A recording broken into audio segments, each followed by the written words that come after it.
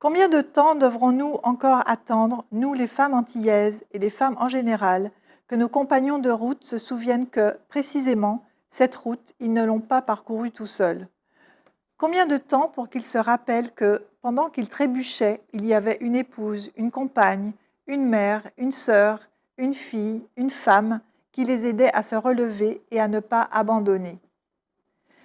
Il est plus que temps que nos grands hommes apprennent à reconnaître que leur propre ascension ne s'est pas faite toute seule, que cette ascension a parfois été rendue possible au détriment de celle qui, dans l'ombre et au prix du renoncement à elle-même, à sa propre trajectoire, à sa propre lumière, voire même au prix d'une appropriation, lui a permis d'entrer dans l'histoire.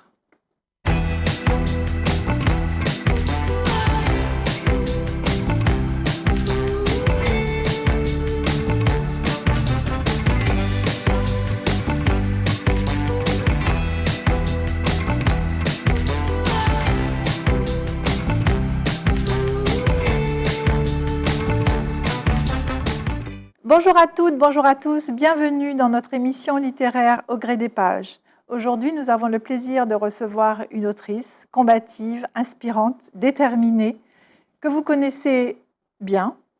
Elle est avocate depuis plus de 27 ans, mais elle écrit depuis quelques années des ouvrages pour mettre en lumière des hommes et des femmes inspirants qui ont des parcours remarquables. Il s'agit de Catherine Marceline. Catherine, bonjour. Bonjour Claire, bonjour à tous. Nous sommes très heureux de vous recevoir sur ce plateau. Alors, vous avez écrit plusieurs ouvrages déjà. Vous avez écrit sur Christiane et Lapierre, qui est la première cantatrice martiniquaise noire à avoir été cantatrice lyrique, qui a fait un parcours remarquable dans le milieu de l'opéra, en Europe, mais aussi aux États-Unis. Absolument, un parcours national et international. Absolument. Vous avez écrit également sur Alain Devouve, qui a été fondateur, entre autres, du fameux Tour des Yoles de la Martinique. Il est un des 4 à avoir fondé le Tour des Yoles, en effet. Et aujourd'hui, vous présentez votre troisième ouvrage sur l'histoire d'une femme qui s'appelle Ingrid Littré et que vous présentez comme un symbole de la résilience et du courage dans votre ouvrage. Alors, la sortie de votre livre, que vous avez publié avec votre nouvelle maison d'édition Philibaud, a été annoncée le 25 novembre dernier. Et c'est la date du début de la campagne de la lutte contre les violences faites aux femmes. Alors, j'ai envie de vous demander tout d'abord, est-ce que cette date est une coïncidence de calendrier? Absolument pas. C'est une date symbolique et c'est une date qui correspond parfaitement au parcours d'Ingrid Littré. Comme je l'explique dans mon ouvrage, c'est une femme qui s'inscrit dans une lignée de femmes qui ont eu à combattre la violence au quotidien dans leur foyer. Et Ingrid a, elle aussi, connu cette violence, et même au-delà, je dirais, de son foyer, puisqu'elle fait l'objet de harcèlement, de violences en ligne. Et donc son parcours était pour moi un parcours inspirant, parce qu'il est celui de milliers de femmes à la Martinique, dont certaines sont passées par mon cabinet, qui connaissent la violence au quotidien, dans le silence, souvent dans la honte, et qui ne libèrent pas la parole. Et son parcours était d'autant plus inspirant qu'il montre comment justement elle s'en est sortie et comment encore aujourd'hui elle se bat pour retrouver la fierté d'être une femme qui a mis toutes ces violences derrière elle. Alors justement, en tant qu'avocate, vous dites que vous avez eu à défendre de nombreuses femmes qui étaient dans cette situation. Vous avez été donc l'avocate d'Ingrid Littré pendant 5 ans. Pourquoi avoir choisi de rendre publique cette histoire, et l'histoire de Ingrid? Ingrid est restée silencieuse pendant 5 ans. Vous l'avez rappelé, j'ai été son avocate. Et pendant 5 ans, elle est restée dans un silence extrêmement digne, malgré les insultes reçues sur les réseaux sociaux, malgré les critiques, les menaces, les intimidations. Et aujourd'hui, il était important pour elle de libérer la parole. D'abord parce qu'encore une fois, c'est un personnage qui inspire d'autres femmes et le fait qu'elle accepte de parler de son histoire va être évidemment extrêmement pédagogique pour d'autres femmes et va les inciter elles-mêmes à libérer la parole. Mais ensuite, parce que, alors que nous pensions, elle et moi en tant qu'avocate à ses côtés, que les procédures pour lesquelles je l'ai accompagnée, nous avons eu au total 6 procédures Mhm. pour lesquelles je l'ai accompagnée. Nous pensions que les choses se termineraient et nous nous rendons compte aujourd'hui que pas du tout. Et Ingrid entame un nouveau combat aujourd'hui qui est celui de garder ses enfants puisque la menace pèse sur elle de lui prendre ses enfants.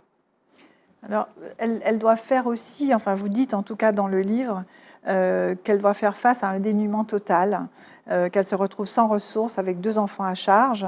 Vous expliquez aussi qu'elle doit faire face à un mari qui ne paye pas ses pensions alimentaires, ce qui la met dans une situation économique très difficile. Quelles sont les qualités dont elle doit faire preuve pour pouvoir faire face à cette situation, Alors, à cette nouvelle réalité de vie en fait? la réalité pour Ingrid, ça a été de se retrouver du jour au lendemain avec un niveau de vie qui n'était évidemment plus le même. C'est une femme qui a vécu avec une mère qui lui a appris à gérer un budget, à Mhm. gérer un foyer. Donc, elle avait déjà ces compétences-là. Et donc, tout de suite, elle a mis ses compétences au service, je dirais, de sa situation.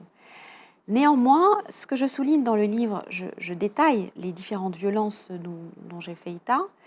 Il en est une dont on ne parle quasiment pas, c'est la violence économique, c'est-à-dire celle pour une femme de se retrouver démunie, de se retrouver avec une personne dont elle dépend économiquement et qui précisément décide soit du jour au lendemain de lui couper les vivres, soit de pouvoir gérer le flux, la régularité du paiement de ce qui est dû, et notamment des pensions alimentaires. Quand vous avez des décisions de justice qui prévoient une pension alimentaire et que vous attendez chaque mois que cette pension soit payée parce que vous avez un budget, parce que vous avez des charges, et que cette pension n'arrive pas, c'est quelque chose qui entraîne une série de catastrophes en chaîne. Des rejets systématiques de prélèvements, des incidents avec, par exemple, une crèche, avec une école, et donc une situation qui est parfois catastrophique. Et Ingrid s'est retrouvée face à cette situation, avec en plus une médiatisation de sa vie, avec le père de ses enfants qui expliquait partout qu'il payait la pension alimentaire. La réalité, c'est que ce n'est pas le cas.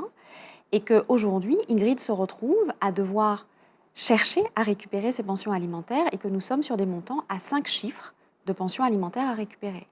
Alors, en tant qu'avocate, donc vous expliquez très bien dans votre ouvrage les procédures et les méandres du système juridique.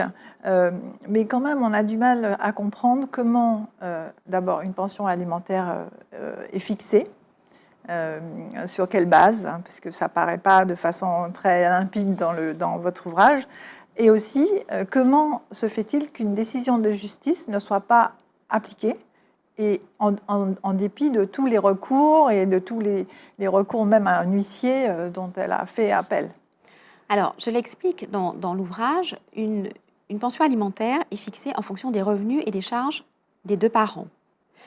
Dans le dossier d'Ingrid, dans les dossiers d'Ingrid, Ingrid fournit ses charges et ses revenus, mais en face, nous avons une absence de justification de revenus.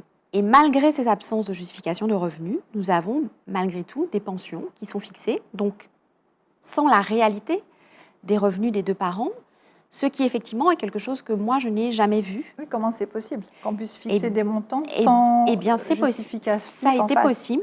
possible, dans le cadre de 4 procédures en tout cas, où une pension a pu être fixée alors que seule Ingrid Littré fournissait le justificatif de ses revenus et charges.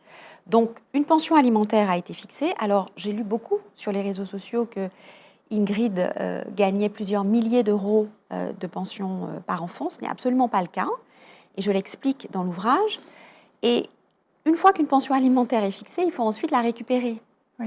Donc, il y a aujourd'hui un organisme qui s'appelle la CAF, qui a mis en place un service. La loi lui a permis de le faire. Et ce service de recouvrement des pensions alimentaires, la RIPA, permet de récupérer les pensions auprès du débiteur des pensions pour que les mamans en général n'aient pas à rechercher elles-mêmes ces pensions. Et donc, la CAF a écrit à Ingrid pour lui dire qu'elle n'y arrivait pas.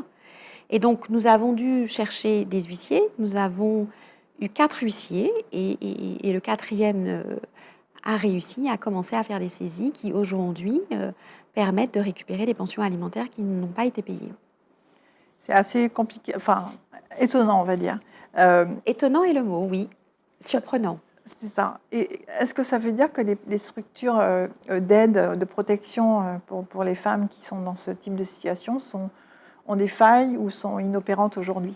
Alors, de mon expérience, il y a une première difficulté, c'est que souvent, les femmes ont du mal à saisir le tribunal pour faire fixer une pension alimentaire. Elles attendent en général que le père puisse de lui-même spontanément verser. Bon, dans le cas d'Ingrid, ça n'a pas été le cas, puisqu'il y a des procédures. Mais la deuxième difficulté qui se pose, c'est effectivement l'exécution de l'obtention de ces pensions alimentaires. La loi a fait déjà un gros progrès en désignant la CAF comme organisme collecteur, mais je pense qu'il faudrait aller encore plus loin en lui donnant des pouvoirs équivalents, par exemple, à ceux que peut avoir le Trésor public quand il fait des ATD avec les huissiers du Trésor public. Je pense qu'il faudrait une deuxième loi pour permettre un recouvrement facilité des pensions alimentaires, parce que c'est un vrai sujet pour les femmes. Et je dirais que dans le cas d'Ingrid, le premier combat contre la vie chère, ce serait pour elle d'obtenir le paiement régulier et conséquent de ses pensions alimentaires. C'est-à-dire l'exécution des décisions de Purement et justice simplement. qui lui sont L'application favorables. purement et simplement des décisions de justice. Alors, on voit aussi dans votre livre que ce type de combat, ou en tout cas le succès de ce type de combat, tient beaucoup à la qualité de l'entourage et à la qualité des personnes que ces femmes qui sont dans des situations difficiles peuvent rencontrer. Alors, Oui. vous êtes complètement engagée, vous défendez la cause, vous avez plaidé, accompagné Ingrid en renonçant à une partie de vos honoraires. Vous avez réussi à convaincre vos consoeurs d'avoir la même démarche quand elles devaient plaider à Nanterre et à Versailles. Comment aider ces femmes à trouver les bonnes personnes, à trouver les fées, entre guillemets, qui vont pouvoir les accompagner et pour sortir de cette situation? Alors, je dois dire que je ne suis pas une exception là-dessus. Je discute avec beaucoup de mes consoeurs. Nous sommes parfois obligés de tenir compte d'une situation économique, d'une réalité économique d'une cliente qui dit qu'elle ne peut pas avancer le montant des honoraires. Et dans le cas d'Ingrid, effectivement, j'ai renoncé à réclamer des honoraires parce que je savais qu'elle ne pouvait absolument pas les payer. Elle avait fait appel à sa famille, mais qu'à un moment donné, ce n'était plus possible. Or, nous avions besoin de consoeurs qui soient sur les juridictions de Nanterre et de Versailles, puisque c'était les juridictions compétentes. Et donc, ces consoeurs ont effectivement accepté de différer le paiement de leurs honoraires, le temps de récupérer les pensions alimentaires. Donc oui, c'est possible parce que l'avocat est vraiment le premier interlocuteur de ces femmes qui ont besoin d'aide, que ce soit en termes de recouvrement de pension ou que ce soit en termes de prise en charge pour des situations compliquées, conflictuelles, de violence notamment. Et donc oui, nous avons cette humanité, puisque ça fait partie d'ailleurs de notre serment d'avocat, de pouvoir exercer avec humanité et probité notamment. Et donc oui, c'était normal pour moi de dire je dois défendre cette femme, comme j'ai défendu d'autres clientes aussi en différant le paiement de mes honoraires. Alors évidemment, ce n'est pas toujours un choix économiquement judicieux, mais en tout cas sur le plan humain, c'était ce qui me paraissait la réponse la plus appropriée dans le cas d'Ingrid.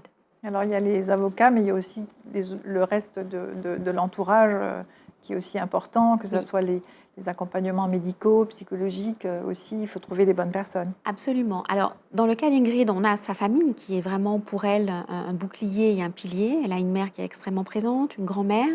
Et puis, il fallait trouver des professionnels qui lui permettent de sortir de la situation psychologique dans laquelle elle était.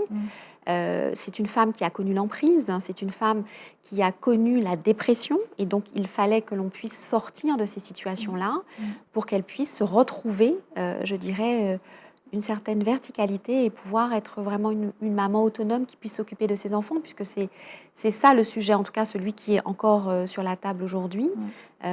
C'est une femme qui a toujours été capable de s'occuper de ses enfants, il n'y a jamais eu aucun doute là-dessus. Pour autant, c'est le nouveau combat que le père de ses filles a choisi de mener en remettant en cause ses qualités maternelles. Alors, elle a été une femme publique, enfin en tout cas, elle est une femme publique. Comment réagit son entourage? Vous avez parlé de sa mère, enfin de sa famille proche, sa mère, sa grand-mère, mais le reste de son entourage, est-ce qu'il a été... Sa famille est extrêmement meurtrie de ce qui se passe, puisque ce sont des personnes qui ont accueilli le père de ses filles à bras ouverts. Et donc de voir comment elle a pu être traitée de façon publique de façon médiatisée sur les réseaux sociaux, de façon absolument gratuite, parce qu'on peut se séparer de quelqu'un, on peut mettre fin à une relation, on peut partir, c'est son droit de partir, mais on n'est pas obligé de pouvoir exposer la mère de ses enfants comme il l'a fait sur les réseaux sociaux. Et ce qui a eu des conséquences très graves, puisque Ingrid a reçu des messages du type « on sait maintenant où tu habites », à la suite d'un certain nombre de posts qui ont été faits, et elle a été cambriolée, ce qui a généré un stress considérable et pour elle et pour les enfants, justement à des périodes où elle recevait ce type de messages. Et donc, par conséquent, oui, son entourage est totalement dans les compréhensions. Encore une fois, on peut très bien décider de quitter, mais on n'est pas obligé de vouloir détruire, en fait, finalement. Oui, tout à fait. Alors, vous avez parlé des enfants. Oui. Les enfants sont souvent au milieu des deux parents.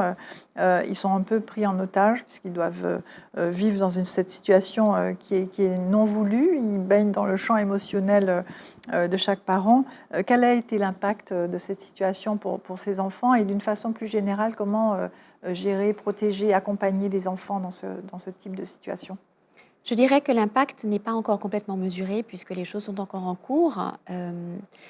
Ingrid a très vite pris la mesure, la nécessité de protéger les enfants en les faisant être accompagnés par un thérapeute, donc une psychologue qui suit les enfants, qui sont vus aussi par une psychomotricienne.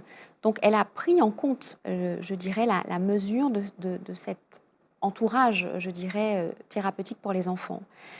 La réalité, oui, c'est que les enfants sont dans un conflit de loyauté entre leurs deux parents qui les aiment. Dans le livre, je ne pose aucun doute là-dessus, sur le fait que le père de ces filles les aime aussi. Je dis simplement qu'il y a à trouver aujourd'hui un langage qui ne soit plus un langage de violence, un langage qui soit destructeur finalement pour la famille. Et le cas d'Ingrid et de ce qui est sa vie autour et de la médiatisation pose aussi la réalité de la violence dans nos familles à la Martinique. Il est temps aujourd'hui que l'on puisse trouver d'autres modes de communication, des modes de communication qui soient apaisés pour les individus eux-mêmes, parce que cette violence, elle est terrible pour l'intérieur, pour le développement, et puis pour les enfants, parce que c'est notre avenir. Donc il faut trouver d'autres moyens de communiquer absolument. Et c'est aujourd'hui le combat d'Ingrid, c'est qu'on puisse arriver à cette communication apaisée. Et encore une fois, pour elle, libérer la parole, c'était aussi prendre la parole pour toutes ces femmes qui vivent la même chose et dont elle reçoit les messages tous les jours, des messages non seulement de soutien, mais de femmes qui lui disent « nous vivons la même chose ». Et d'encouragement, en fait. Et d'encouragement, mais aussi, quand elle s'autorise à raconter ce qu'elle vit, ces femmes se sentent rejointes et elles sentent qu'elles ne sont pas seules dans ces combats. Oui, son histoire encourage d'autres femmes. Absolument. On voit bien que, quand même, dans ces histoires de couple, en fait, il y a toujours cette dualité entre, d'un côté, les liens affectifs, effectivement, qui sont amour, mais qui dit amour dit aussi haine. On le voit bien dans cette histoire. Et de l'autre côté, le discours de rationalité, un discours cartésien, de raisonnement, du juridique. Comment arriver à concilier les deux pour sortir d'une situation compliquée? Alors, moi, la réponse que j'ai pu apporter dans le cadre de mon exercice professionnel, ça a été la médiation. Pour moi, la médiation, qui est une façon de vouloir arriver à rétablir le dialogue entre deux personnes qui soit ne se parlent plus, soit se parlent avec violence. Et pour moi, une des réponses que l'on devrait développer, non seulement dans le cadre familial, mais également dans le cadre plus général de la société à la Martinique. Je crois qu'aujourd'hui, la médiation commence à être beaucoup plus pratiquée, plus connue, plus utilisée. J'ai créé et présidé pendant de nombreuses années la Chambre de médiation et d'arbitrage de la Martinique, précisément dans ce but, afin de développer des formations pour permettre notamment à mes confrères d'y accéder et de changer leur pratique professionnelle. Je crois que les choses évoluent et je crois que l'exemple d'Ingrid et celui d'autres femmes permettra de comprendre qu'il y a d'autres voies que celle de la violence, de l'opposition systématique. Et au-delà de ça, il y a une réalité qui est celle-là, une réalité historique chez nous, c'est que nous ne sommes pas obligés de devoir être en dualité entre un grand homme, une grande personnalité, et ce que l'on est à l'intérieur. On peut être en adéquation, et justement, parce qu'on est un grand homme, faire preuve d'exemplarité dans son fonctionnement, dans sa vie de tous les jours, dans sa vie intime. Aujourd'hui, je pense qu'il est temps qu'il n'y ait plus ces grands écarts qui sont faits entre l'homme public et l'homme dans l'intimité. Il est temps qu'il y ait je dirais que ça se rejoigne, que ces deux personnalités se rejoignent pour être précisément dans cette exemplarité. Absolument. Alors vous évoquez aussi la force de l'inconscient qui est façonnée par les mots, les blessures et surtout les secrets familiaux qui sont révélés ou pas et qui peuvent guider en fait la vie sans le savoir, puisque c'est l'inconscient qui agit, les actes de la vie.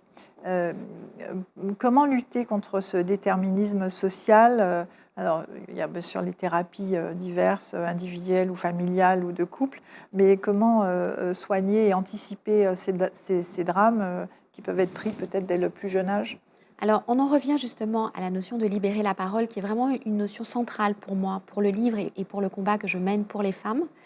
C'est beaucoup de femmes qui ont vécu des violences, ne l'ont pas dit. Elles ont eu ces violences, et puis elles ont eu des enfants, des petits-enfants, et le secret est resté et s'est transmis. Et puis un jour, comme ça, sans prévenir, il y a une réflexion qui est faite. Ah ben moi, j'ai vécu ça. Et à ce moment-là, la parole se libère. Et la parole se libère parfois dans l'incompréhension, parfois dans le choc. Il est peut-être comme cela parce que c'est peut-être un choix que ces femmes ont fait parce qu'elles voulaient protéger leurs enfants, mais en réalité, le secret trouve toujours un moyen de ressurgir. Et en parlant, en expliquant ce qui a été vécu, c'est une façon aussi de faire de la prévention. C'est une façon aussi de prévenir ces femmes, ces jeunes femmes, parce que malheureusement, on retrouve beaucoup de violences chez des jeunes femmes, des jeunes filles qui sont à l'université, des jeunes femmes qui commencent à peine leur vie d'adulte. On retrouve des traces de violence et quand on cherche un peu plus loin, on découvre qu'il y avait de la violence au niveau de la mère et de la grand-mère, ce qui est le cas d'Ingrid, puisqu'elle découvre, notamment à l'occasion de ce livre, qu'en réalité, l'histoire de la violence et son combat aujourd'hui, c'est de dire « ça ne passera pas avec mes filles ». C'est ça, dire stop en fait. Stop, voilà. Et donc parler, c'est un acte de courage, c'est un acte de bravoure, surtout dans son contexte à elle, parce qu'évidemment, on sait très bien qu'on va nous reprocher d'écorner l'image de ce grand homme. Et comme je le dis dans le livre, hein, c'est un artiste qui a du talent, mais il y a des réalités qui doivent être dites pour que ça cesse, pour que le lynchage dont elle fait l'objet sur le plan médiatique, au niveau des réseaux sociaux, s'arrête, et pour que d'autres femmes puissent se sentir en confiance pour dire à leur tour « stop, il faut que ça s'arrête ». C'est ça.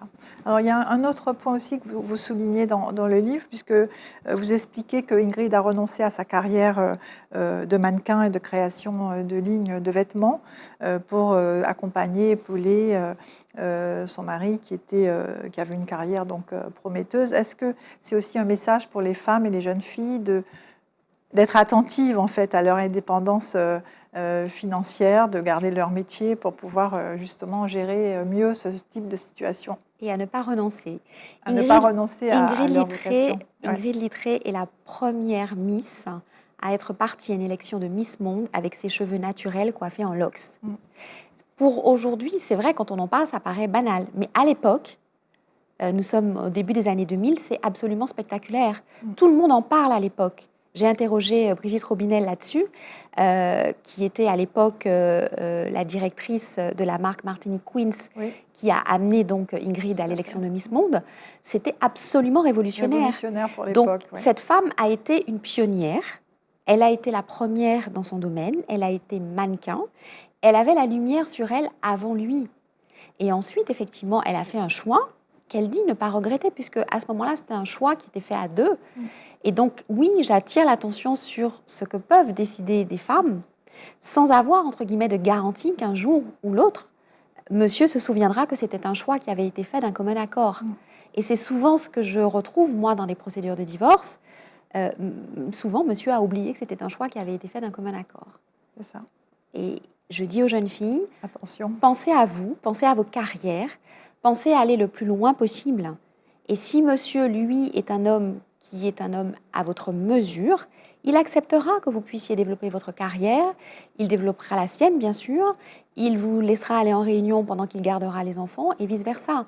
Mais ne renoncez pas parce que vous ne savez pas de quoi demain est fait. Absolument. Alors, le troisième personnage de votre ouvrage, j'ai envie de dire que ce sont les réseaux sociaux. Évidemment, c'est une caisse de résonance où, dans votre livre, en tout cas, les fans et le public sont pris à témoin de la vie privée du couple qui est étalée sur les réseaux sociaux. Les fans apparaissent comme un peu les nouveaux juges de paix ou de guerre, selon la situation. En quoi ce paradigme de société a influé les décisions de justice ou en tout cas les procédures et le contexte juridique de cette histoire?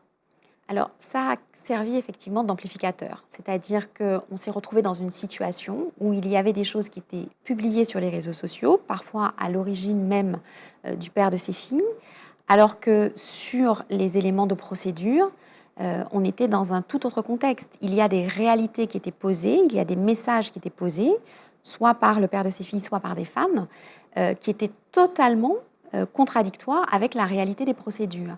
Et donc on se retrouve avec quelqu'un qui peut être complètement jugé, complètement examiné, avec des éléments qui sont totalement faux.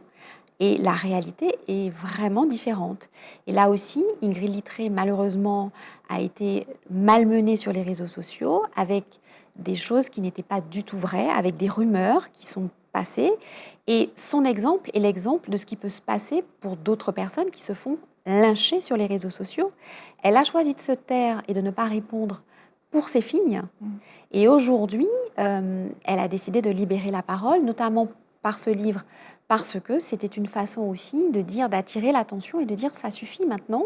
Et puis, encore une fois, comme elle a ce nouveau combat à mener, je dirais qu'elle a toute légitimité pour dire maintenant je prends la parole parce qu'il est temps que les gens sachent ma vérité. C'est ça, c'est le temps de sa reconstruction. C'est le temps de sa reconstruction et c'est le temps, encore une fois, de libérer la parole. Un message pour conclure, le message que vous voulez transmettre aux lecteurs, à vos futurs lecteurs, lectrices, aux téléspectateurs également qui regardent cette émission. De ne jamais renoncer à vous-même. Vous êtes quelqu'un d'exceptionnel, vous avez des qualités, ne renoncez jamais à qui vous êtes. Et si, à un moment donné, votre parole a été muselée, il est temps maintenant pour vous de la libérer parce que ce que vous avez à dire est important pour le monde. Le monde a besoin de vous. Libérez la parole. N'ayez pas peur, vous ne serez pas seul. Très bien. Merci beaucoup. Cette émission s'achève. Mais avant de conclure, je voulais juste, je pense que c'est un peu la thématique, présenter le violentomètre qui a été fait à l'initiative du Conseil régional de Paris. On le voit ici. C'est une échelle en fait qui classe tous les comportements et qui permet de se rendre compte si le comportement est acceptable ou si on est dans la sphère de violence. Donc c'est très intéressant. On peut se le procurer, notamment auprès du club Soroptimiste de Alizé Sud.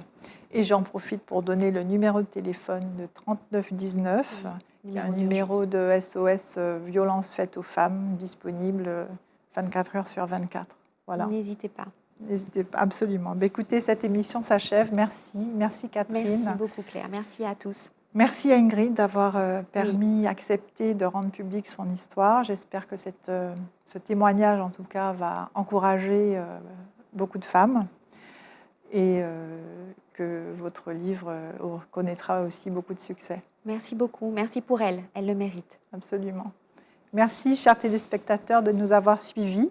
Je vous donne rendez-vous dans une prochaine émission au gré des pages pour découvrir un nouvel auteur et un nouvel ouvrage. À bientôt.